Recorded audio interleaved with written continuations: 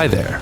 Welcome to Chapter 3 of my series analyzing every single piece of music from Final Fantasy VII Rebirth. It took us 5 episodes to cover Chapter 2's ginormous 60-odd tracks, but guess what? We're going to cover all of Chapter 3 today. Chapter 3 covers our party's adventures inside the Mithril Mine, which are mercifully linear and to the point. Luckily, it's all killer and no filler. Let's jump in.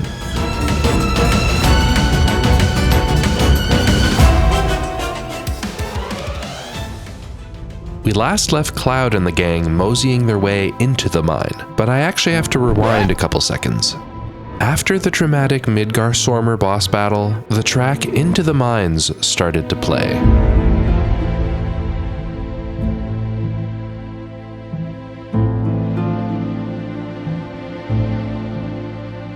The track hints at In Search of the Man in Black, the main Mithril Mine field theme, while mostly staying subdued and ambiguous. This is the track that plays as we enter the Mithril Mine, but as we step a little bit further in, the track very smoothly adapts to the ensuing cutscene.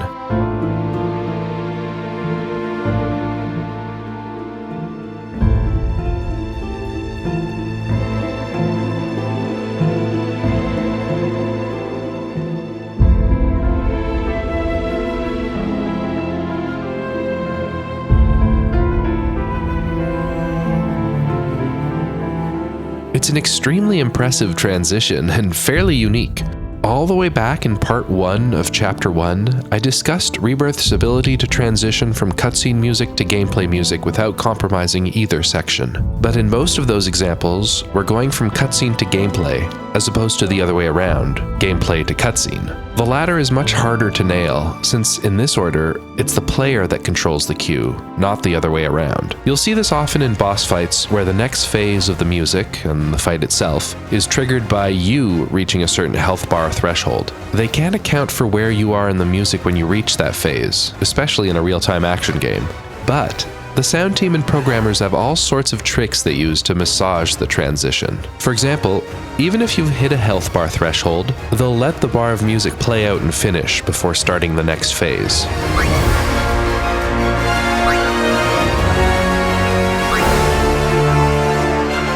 Once the cutscene starts, there's still a good 2-second delay before the next music transition kicks in. That's a bit longer than usual, but ultimately music is beholden to its underlying rhythm, so it can't always react as quickly as video can to gameplay changes. Unless you're okay with jarring cuts in the music, but believe me, you don't want that. Letting the bar play out is almost always the right choice. That technique is often paired with a timed camera cut, which also distracts you from the transition, almost like a sleight of hand trick. Yet still, once you become familiar with a piece of music, the music transitions can still feel a bit jarring on repeated listens. I bring all of this up just to say that this transition to cutscene music in Into the Mines has to be one of the most subtle implementations we've heard so far. Pretty simple, no percussive stings, just a very impressive segue. And you can tell it's time to the cutscene, not just randomly faded in, because it's hitting its cues in time with the cutscene. Notice the music get more lighthearted as the camera pans to Cloud, flustered.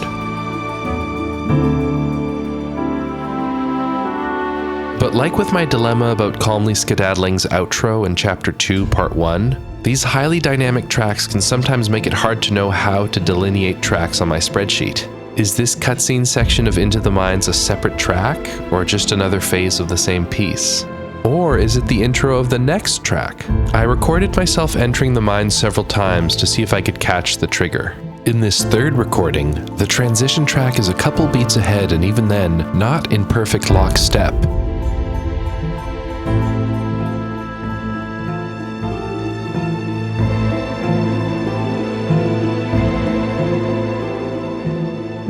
Which leads me to believe this new section is in fact a separate piece of music from Into the Mines, as opposed to just a new instrumentation layer for Into the Mines, such as in the Midgardsormr track transitions, which are typically employed with perfect synchronization. The official soundtrack releases are usually a good guideline as to what is and isn't part of an individual track, so hopefully the eventual Plus soundtrack will shed some answers on this one. Until that day comes, I'm treating this as its own track. As the cutscene wraps up, our track masks its conclusion by seamlessly fading in our first proper new track of Chapter 3.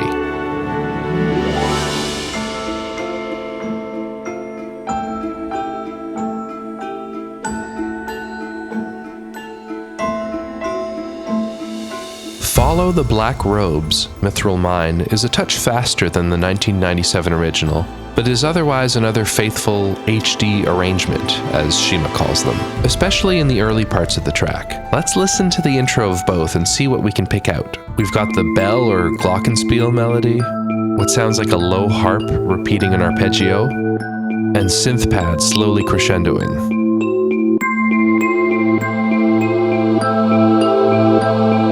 In the Rebirth version, Shima's taken all those elements and mapped them to their organic counterparts.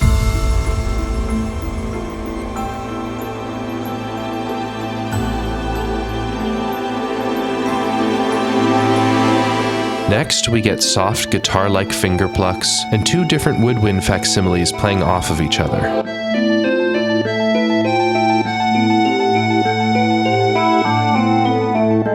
Shima's mapped them to a flute and an English horn, I think.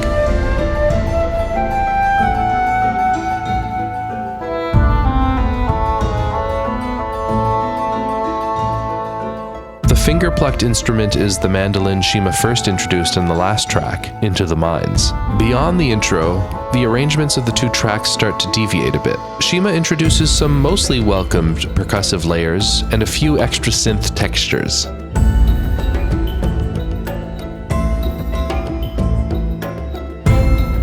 For the second go-around, the main melody is doubled with strings, which remain front and center for the next part of the piece.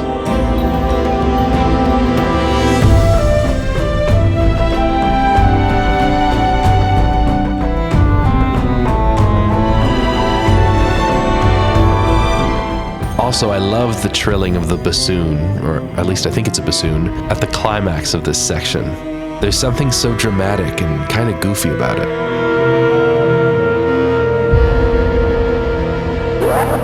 Beyond that, there isn't too much more to say about the piece. Solid, though. I think this is the first Rebirth track that uses a theme from Final Fantasy VII that Remake hadn't previously covered, so that's a Rebirth first. As the track name implies, you eventually catch up to one of the hooded individuals. Approaching them triggers another cutscene, which causes the track to dynamically shift to a muffled, ominous arrangement.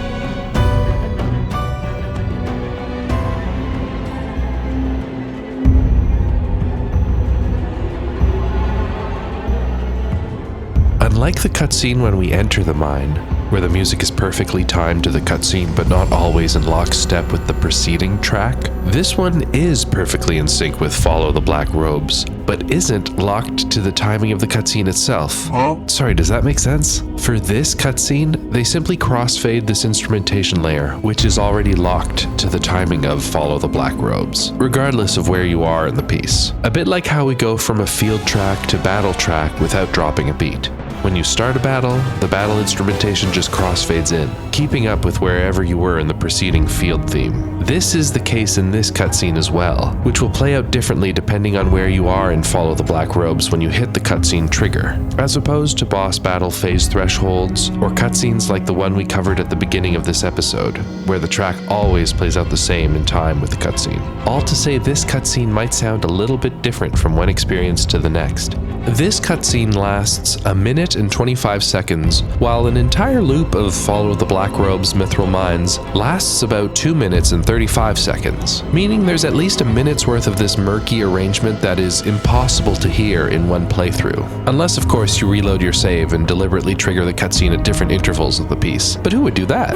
Okay, but what about the arrangement itself? As you can tell, it's deliberately very murky and ominous, similar to how Swamp Romp became Murklurk, but a fair bit of care clearly went into it. The strings here sound pretty different from how Shima typically employs them.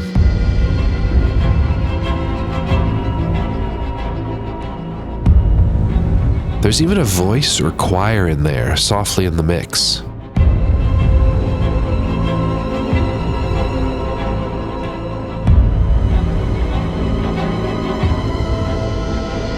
It reminds me of some of his spookier work from near the end of Chapter 1. You know, if Shima ever does join the Nintendo sound team, I'm gonna miss these darker tracks. That or you put him as the lead on Luigi's Mansion 4. Here we go! With the cutscene done, the prior Follow the Black Robes instrumentation crossfades back in.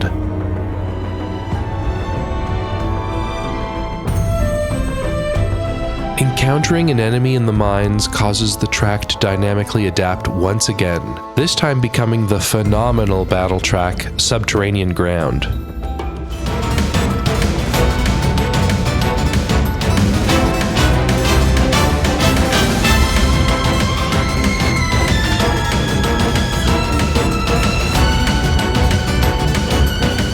Damn, that is so good. Shima keeps the same plodding 94 BPM of the main low-key exploration track, but his musicians are playing in double time, giving the track so much more urgency. He's also dramatically filled out the sound with the full orchestral experience. Near constant staccato from the brass and some sort of xylophone, the strings and woodwinds with lightning-quick counter harmonies.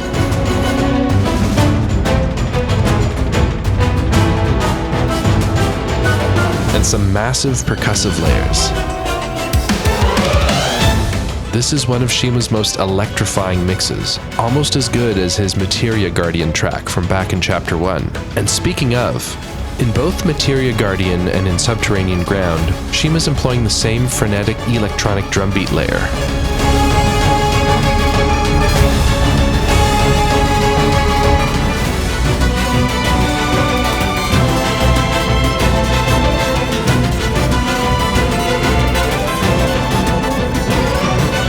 As a younger, wiser man once said, Shima loves throwing in this sort of electric rhythm section when he needs to further elevate the energy of a track, when a track is already sonically just about at its bursting point. This is already a very rich, full mix, and yet he still finds these little frequency pockets to insert more texture without it feeling too cramped. And the same is true for Subterranean Ground.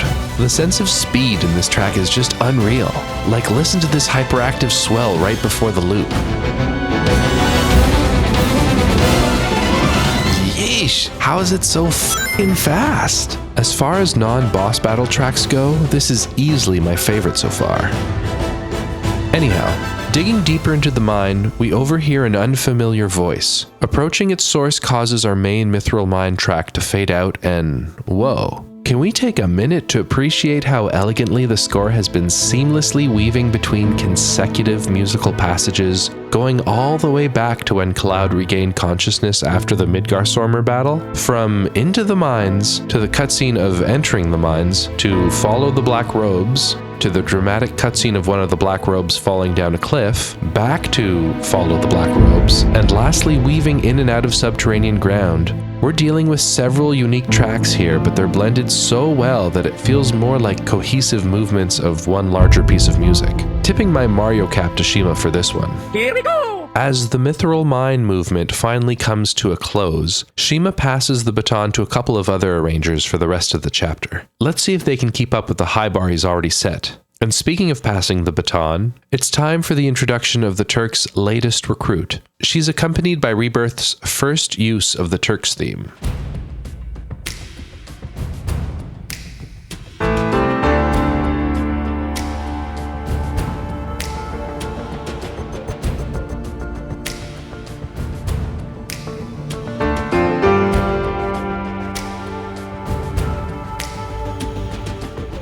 This is a short pre-battle track that can be split into two halves. The first half, when the party is simply overhearing her chatting with Rude, with its finger snaps and sparse arrangement, is faithful to the classic PS1 Turks arrangement.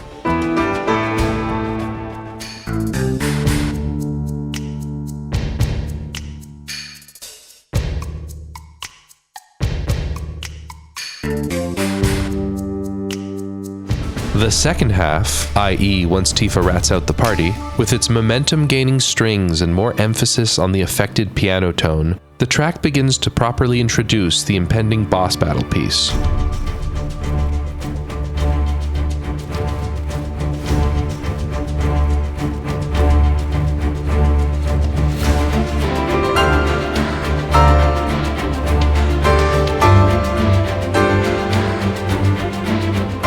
It builds and builds, beautifully leading right into the battle and Chapter 3's first boss track.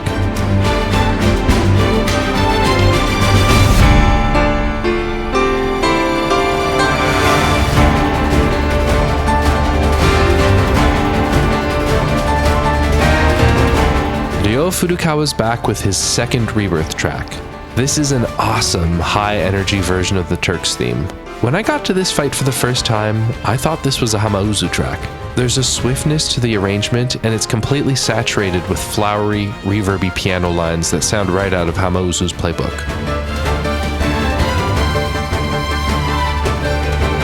The Furukawa telltale signs are definitely there too, such as the galloping pace of the rhythm section, and certainly the brass was a bit too hyperactive for Hamauzu's typically more textured and measured use.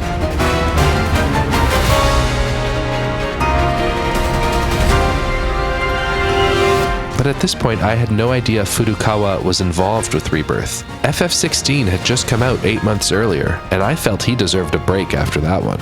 Like with Yoshitaka Suzuki's A+ Turks battle tracks from Remake, Furukawa seems aware that the Turks theme is arguably too minimalist to stand on its own as a boss track. So, both arrangers naturally pair it with the Shinra theme.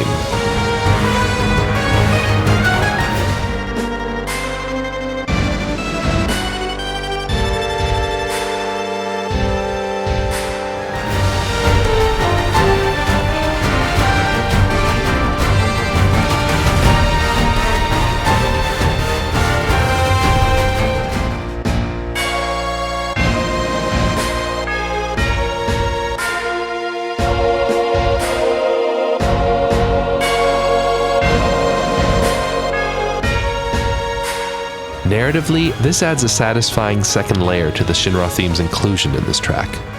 Furukawa gets a co-composer credit on this one with Uematsu, and I think it's completely earned. He's throwing in a lot of musical ideas that feel adjacent to the Shinra and Turks theme while still standing on their own.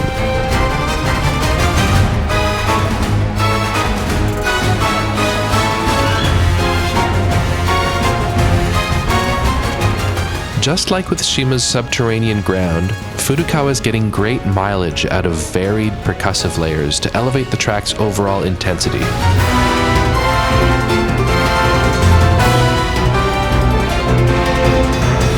It's fast as but really it's the variety of little phrases that keep you on your toes. And he's even got the Turks' classic finger snap in there.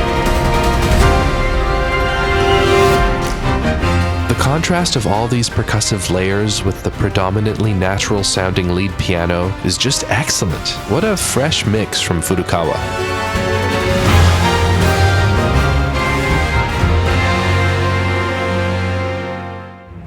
But even once the battle wraps up, the track still has a few unexpected surprises. As Barrett shows up, we get our first tease of his theme.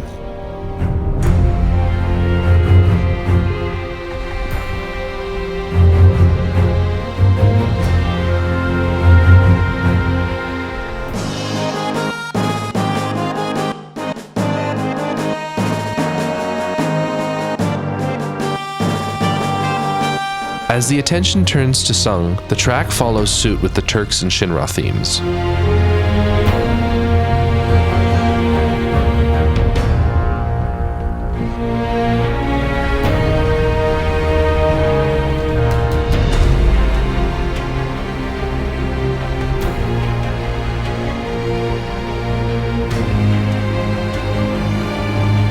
But it's what comes next that threw me for the biggest loop.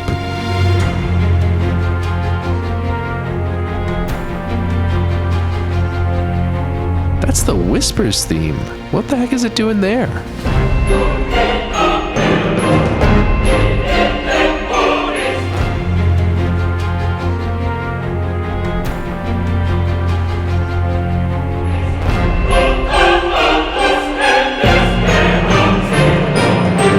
No, seriously, what's the lore reason for that one? If you know, please let me know in the comments because I'm scratching my head at that one. Okay, 2 more Blink and You Miss It references. As the conversation shifts to discussing Aerith, we get her 6-note melody, followed by our good old friend, Let the Battles Begin.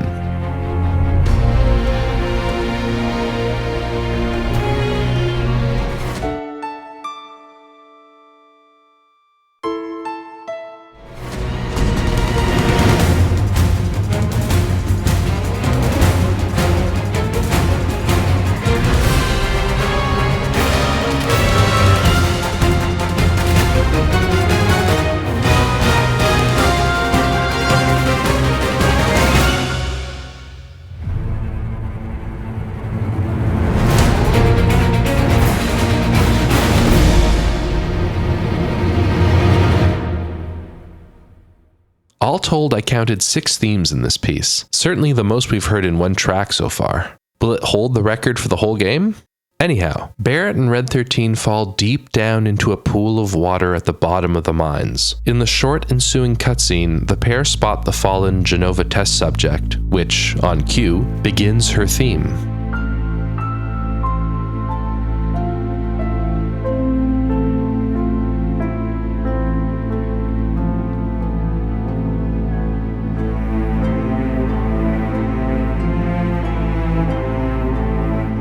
As the cutscene wraps up, we get our second main Mithril Mines exploration track.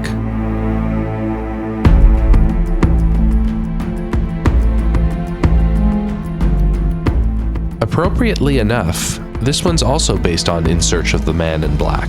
It's a looser interpretation than Shima's arrangement, but the main guiding bell is still there.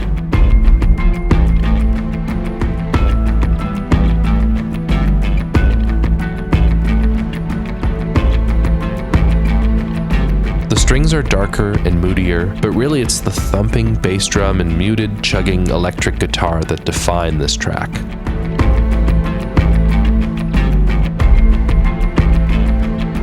This piece isn't on the official soundtrack, but I would hazard a pretty confident guess that this is a Yoshitaka Suzuki track. You can hear some pretty similar Suzuki tracks in Remake as well, such as the driving kick drum in Hojo's Laboratory,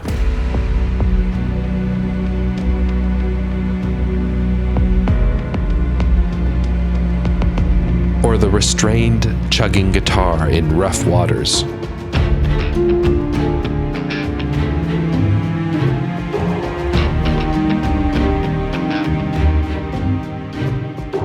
There's a bit more bite to Suzuki's version of In Search of the Man in Black than Shima's, which suits Barrett's tougher edge. It's fine, but before you write it off, take a listen to its killer battle variant. Doubled chugging electric guitars, big leads, quirky piano and string accents.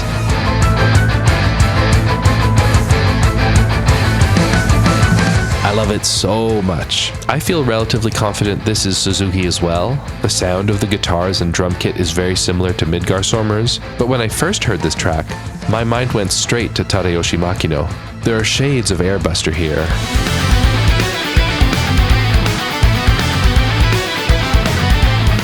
But I think the mix is a bit too clean, not enough shredding to be Makino. Either way, excellent track.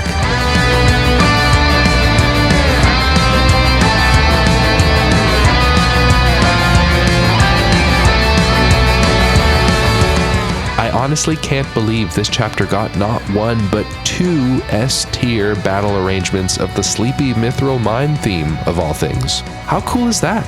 This chapter is a high-octane banger factory.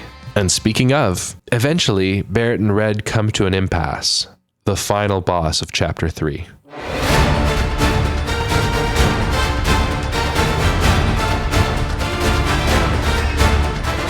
If, like me, your main takeaway from Final Fantasy XVI was, let Ryo Furukawa score more battle themes, then boy is Rebirth a tasty treat. Hot off the heels of the Elena boss fight, Furukawa is back, and this time he's not just arranging someone else's composition. Mithril Golem is a Furukawa original. He wrote a few tracks for Yuffie's episode Intermission as well, but let's forget about that for now and treat this here as our proper introduction to the full Furukawa experience. The track starts extremely strong with this fantastic sort of flamenco style rhythm to the opening melody line.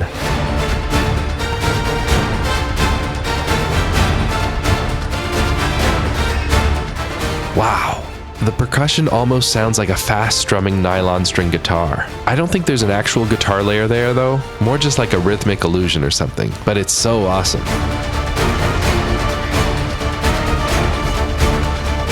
From there, the track is unmistakably Furukawa, which, if we hadn't just heard the Elena boss fight track, I think would have had more impact. but it's still pretty sick. The arrangement is heavy on the strings and brass, just like his duel with the Divine from a few episodes back. It's an equally strong arrangement, but I don't think the underlying composition soars quite as high as the tracks from other composers he's used to arranging, such as Uematsu, Soken, or Uratani, all of whom probably have had more years to master their compositional craft. But I'm glad he's getting the opportunity to do some original composition in Rebirth, because it bodes well for his work on Remake Part 3.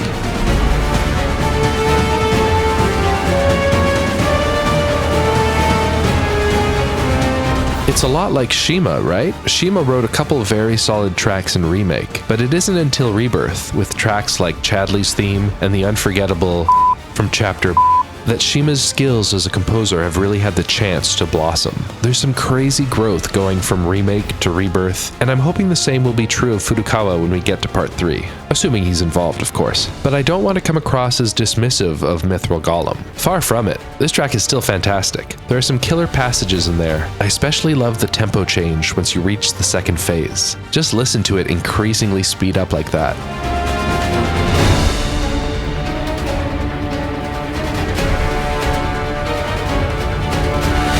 That's a common enough technique in film scoring, but much trickier to nail in a video game since it could totally mess up your loop points. He effortlessly speeds up almost 10 beats per minute. Jeez, that's fucking fast. The whole closing passage is also very strong. There are echoes of Final Fantasy XII composer Hitoshi Sakimoto's more cacophonous arrangement style here as well.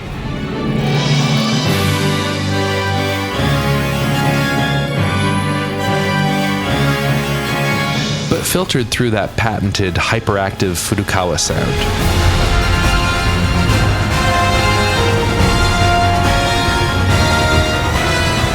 All told, it's a great track, but I think it's missing a bit of the wow factor his two previous tracks had. For a duel with the Divine, Furukawa's arrangement style fit Uratani's composition like a glove, and the Elena track proved he can change up his instrumentation while still retaining the core Furukawa sound.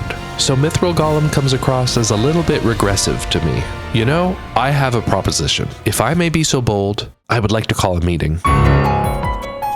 Welcome to the Naoki Great Minds Council.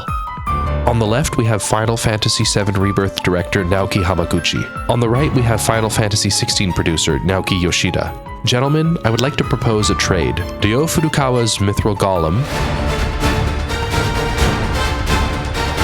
for Daiki Ishikawa's Color and Crackle.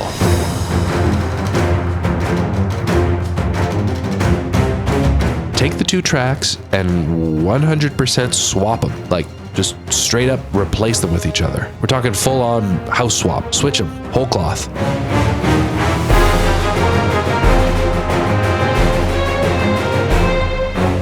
And Hamaguchi-san, I can hear you. I know, this sounds like a bad deal for Rebirth, since Mithril Golem is way better than Color and Crackle. I agree, but it's win-win for both Final Fantasy XVI and Mithril Golem the track. In 16, Color and Crackle is the mid-boss music they use throughout the entire game. If you know anything about the FF16 score, you know the entire soundtrack is deeply rooted in exhaustive use of leitmotifs, which means some of its best tracks, such as Ryo Furukawa's The Riddle, or Ryo Furukawa's Ascension, or Ryo Furukawa's Logos, narratively can only be used once and never again. This is a crying shame. And since Color and Crackle is the sole theme-agnostic battle track in FF16, it gets used a lot, like way too often. It would be fine as a one-off boss track though, which makes it the perfect expat for the Mithril Golem boss fight, since you only hear it the one time. And thematically, Color and Crackle fits the Mithril Golem fight pretty well, arguably better than Furukawa's track. Its slower-paced, slightly earthier-sounding mix fits the bulky, organic boss more so than the hyperactive flamenco duel that is Ryo Furukawa's Mithril Golem. And speaking of duels, in Capcom's Final Fantasy XVI, protagonist Clive is frequently fighting fast, individual bosses that test your speed and reflexes, much more so than the slightly more measured tactical combat of Capcom's Final Fantasy VII Rebirth. Color and Crackle just isn't high-octane enough. But think of how much more hype those FF16 mid-boss fights would be if they started like this.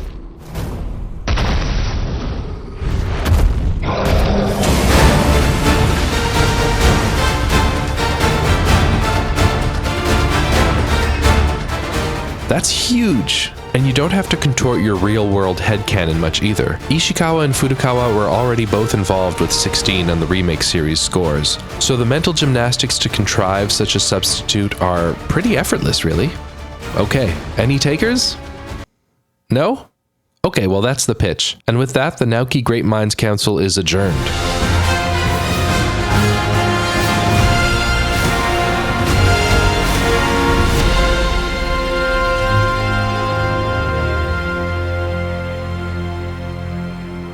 With the mithril golem crumbled, Barrett and Red catch up with the rest of the party. The ensuing cutscene is the last track of Chapter 3, and I'm going to tell you right now, I think something here is going over my head.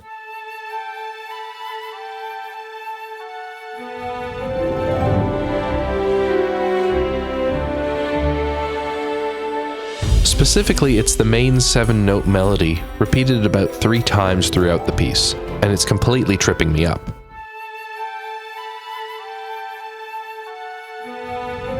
What the heck is that? The only motif I can pick out in this track is a very brief dip into Barrett's theme.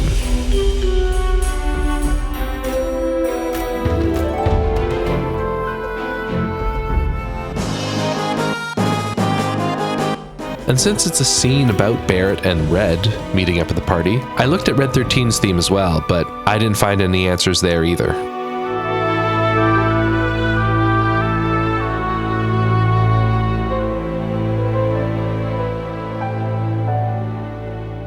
Do you folks recognize it? Please let me know in the comments with your best guesses. It could just be a one-off melody that I'm reading way too much into, but usually Rebirth doesn't roll like that, so I'm holding out hope for a better answer. And with the setting sun poking through the exit of the mines, we can close the book on Chapter 3. Wow, already? That was f***ing fast! Is Chapter 3 the shortest one in Rebirth? From a music standpoint, it has to be, right? Let's take a quick look at the spreadsheet. The actual track count really depends on how you slice or splice the dynamic triggers, but my own personal count for Chapter 3 is 9 tracks. That was pretty dang brisk, very un-Rebirth-like, but I can appreciate that change of pace. The ratio of bangers was just sky high. Also, I wrote the script for this episode on the train going to and coming from Montreal, where I went to see the Final Fantasy VII Rebirth Orchestra concert. What a show! I had such a wonderful time. There were several highlights I'd love to talk about here, but I'll save those for once we get to the actual tracks in question in this series. Also, about an hour after the show, my channel hit 1,000 subscribers. Yay! That Shoji Meguro video brought a substantial boost to the channel. If you're coming to this Rebirth series from there, welcome. Over here's the deep end of the pool. Hope you brought a noodle or have impeccable swimming form just like Barrett. Look at those arms. Oh, and look at these credits. Since the last Rebirth episode, I launched my Patreon. Yay! Many thanks to everyone who is supporting me over there. And while you were watching this episode, did you think to yourself, wow, the resolution and frame rate of Chapter 3 seems exactly twice as high as Chapter 2 did? Well, that's because my patrons helped me pay for a new video capture card. Things are looking good. And not just that, the capture card is paired with the newly procured PS5 Pro. It took an overpriced console to get there, but Rebirth finally looks and feels on par with Final Fantasy VII Remake. Yay! Anyway, I'm still playing with the video capture settings. My computer can't handle 4K 60, but it can do 2K 60 and 4K 30 just fine. I decided to go with 2K 60 for now. Still wrapping my head around bit rates and codecs, but I'm happy with the results. Does it look better on your end? No? So if having a very tangible impact on the quality of these videos interests you, have a look at my Patreon. Either way, thanks again everyone. Part 1 of Chapter 4 likely won't be out until the new year, but who knows. Okay, that's it. Bye.